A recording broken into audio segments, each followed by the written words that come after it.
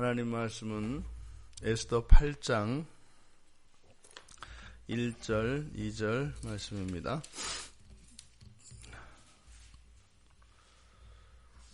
우리 같이 한 목소리로 함께 읽겠습니다.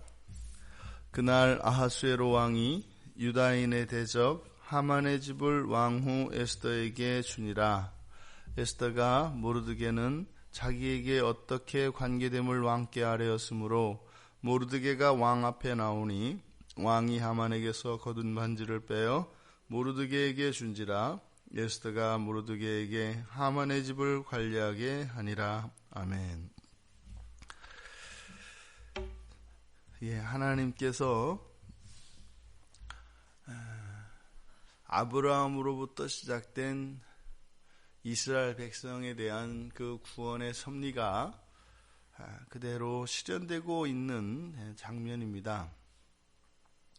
왕이 하만을 매어 달았고 이제 그 집을 왕후에게 주었고 그리고 에스더가 자신이 유다인일 뿐만 아니라 또 이 모르드게가 자기의 아버지와 같은 사촌 오라비라고 하는 친척 관계를 밝힌 거죠. 그리고 이제 왕은 왕후의 이제 오라비가 되는 모르드게, 그리고 과거 그 왕을 암살하려고 하였던 그 시해 미수 사건이죠. 그 미수 사건의 공로자인 모르드게, 그를 이제 신뢰하지 않을 수가 없습니다. 그래서 모르드게를 불렀고 그에게 하만에게 주었던 그 왕의 반지를 모르드게에게 주고, 그리고 하만의 집을 왕후 에스더는 모르드게가 관리하도록, 다시 말해 모르드게가 살도록 한 것이죠. 원수였던 정말 절대 권력을 가지고 있었던 그 하만이 이제 죽고, 하만 보기에 정말 일개 문지기에 불과했던 모르드게가 1인지하 그 만인지상의 위치에 오르게 됩니다. 지금 해피엔딩으로 이 일이 이렇게 끝났지만 실제로 이 사건 전체를 우리가 7장까지 있었던 내용들을 살펴보면 왕후 그 와스디가 왕의 부름에 불복종하는 이야기로 이제 시작되지 않습니까?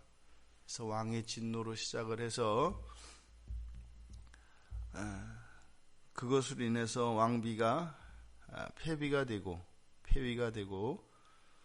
그리고 본문에는 자세히 나와 있지 않지만 세 번째 그리스 침공에서 실패를 하고, 그것으로 인하여 왕의 마음속에 공허감이 찾아들었고, 왕비에 대한 그 허전함을 느끼는 그 왕에게 신하들이 이제는 새로운 왕비로 이 에스더를 추서하게 되고, 에스더가 왕비가 되었고, 그런데 그 과정에서 이제 하만이 왕을 시해하려고 하는 사건이 있었고, 그 사건을 모르드게가 발견했고, 근데 그 사건으로 인해서 하만이 어찌됐든 왕의 신임을 얻고 재상의 위치에 오르고, 그리고 정작 그 사건을 밝혀냈던 모르드게와 그것으로 인해서 정말 이제 권력을 한 손에 쥐게 됐던 하만 사이의 갈등, 그리고 모르드게의 하만에 대한 무례함이, 하만이 이제는 모르드게를 비롯해서 모르드게 때문에 그 민족 전체를 말살하려고 하는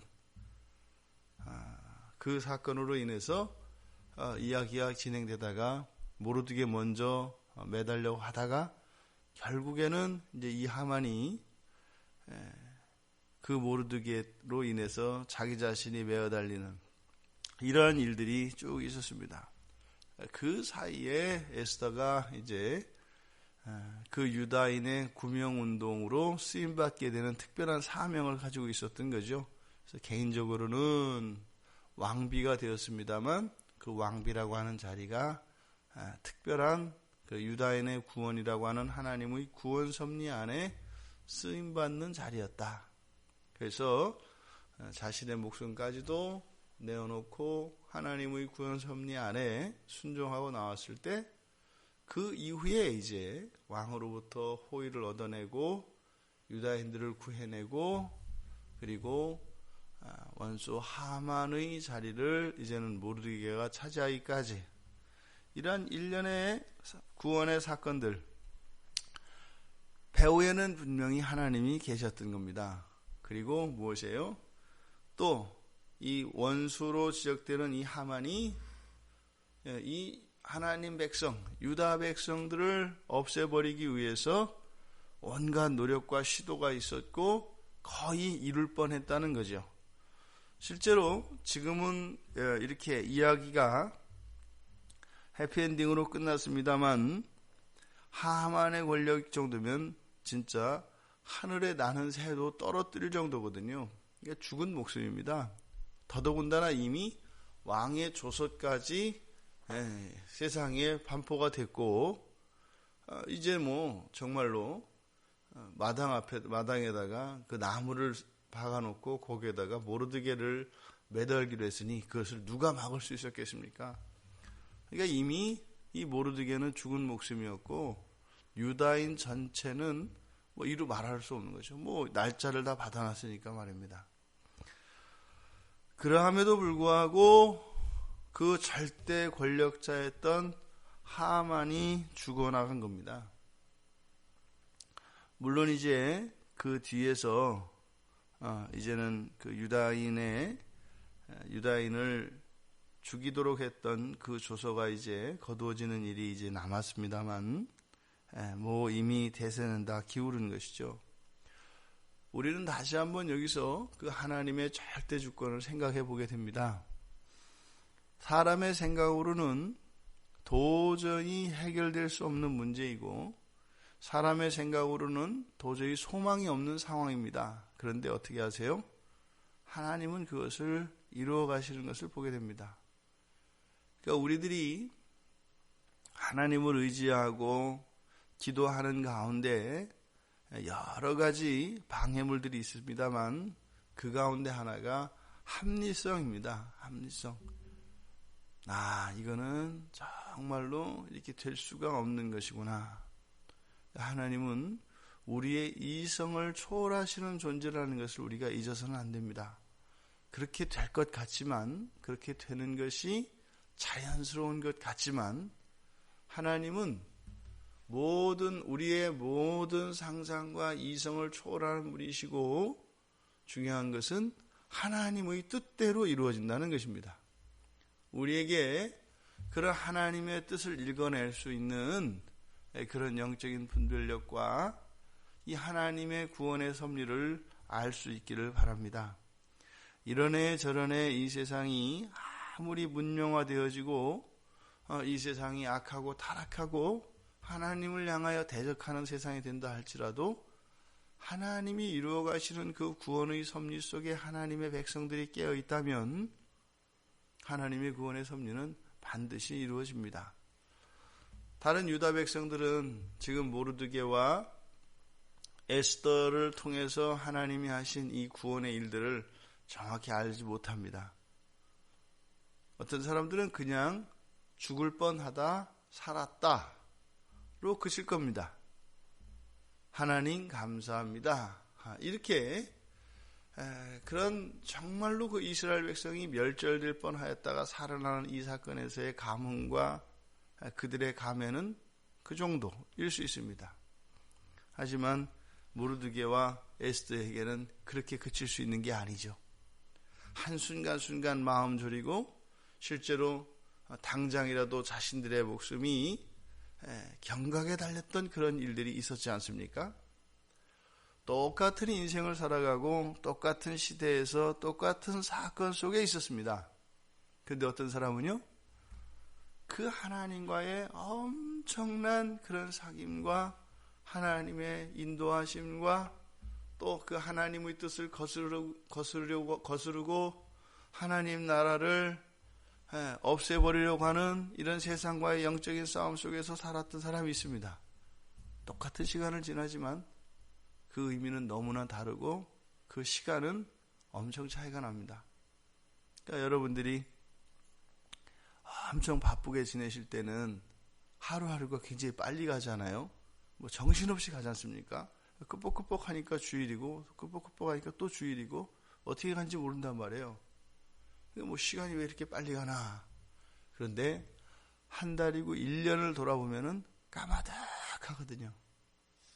하루하루는 빨리 가는데 1년을 돌아보면은 몇 년을 산 것 같고 아니 뭐 평생을 산 것 같단 말입니다. 왜 그럴까요? 바로 우리가 신앙 안에서 또는 어떠한 일로 인해서 굉장히 많은 일들과 많은 생각들을 했었기 때문에 똑같은 단위 시간을 지났다 하더라도 훨씬 길게 느껴지는 겁니다. 그리고 실제로 긴 거고요. 어떤 사람은 툭툭 2번 딱 부러지니까 1년이 딱 됐는가 하면 어떤 사람들은 12번, 어떤 사람들은 120번 그런 굴곡들을 지나서 1년을 지나간단 말이죠. 그러니까 동일한 시간을 살고 동일한 수명을 누려도요. 이게 사실은 단위의 시간은 같을지라도 실제로 경험되어지는 시간은 2배, 3배, 4배가 됩니다. 에스더와 모르드게에게 이 사건이 시작되어지고 이렇게 그 위기 속에서 벗어나고 하나님의 구원을 경험하기까지 아주 긴 시간을 살았습니다.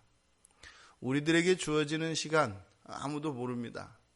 하지만 보다 짧은 인생의 기간을 살아도 보다 긴 인생의 시간을 산 사람보다 훨씬 더 오랜 시간을 살 수 있습니다. 단위 시간으로는 훨씬 더 오래 살았지만 훨씬 그에 못 미치는 기간을 살았던 사람보다 더 짧은 인생을 살 수 있습니다. 또 마찬가지로 우리의 인생의 의미를 되돌아볼 때 하나님의 이 구원의 섭리 안에 기여되어져서 그 하나님의 목적에 한목적적인 인생을 사는 것과 그것과 상관없이 그저 나 개인의 생각과 그 개인의 정욕을 쫓으며 살아가는 인생의 사이는 인생의 그 무게 차이는 비할 바 없이 큽니다. 우리에게 주어지는 인생, 그 인생에 비하여 더 긴 그런 하나님과의 사귐과 또 그런 의미가 더욱 있는 그런 무게가 있는 인생을 우리 모두가 살 수 있기를 바랍니다. 그저 주어진 시간을 살다가 그렇게 가는 것이 아니라 그 주어진 시간 안에서 하나님의 그 구원의 섭리를 알아 그 하나님 나라의 일꾼으로 참여하며 그것이 온전히 하나님께 드려지는 영혼과 잇대어진 그런 인생이 되어서 우리의 인생이 그런 무거운 인생, 묵직하고 가치 있는 그런 인생이 되기를 바랍니다. 그래서 하나님이 우리들 각자에게 주신 권세가 있습니다. 우리들 각자에게 주신 특별한 사명이 있습니다. 그리고 나를 지금 이 자리에서 살게 하시는 하나님의 특별한 목적이 있습니다. 그것을 알고 우리에게 주신 모든 자원과 인생의 시간들을 하나님 앞에서 선용하실 수 있는 우리 모두가 되기를 바랍니다. 그래서 하나님께 기쁨이 되는 인생이기에 우리의 삶이 기쁘고 더욱 힘차고 의미 있는 이 한 날 또 한 주가 되기를 주님의 이름으로 축원드립니다.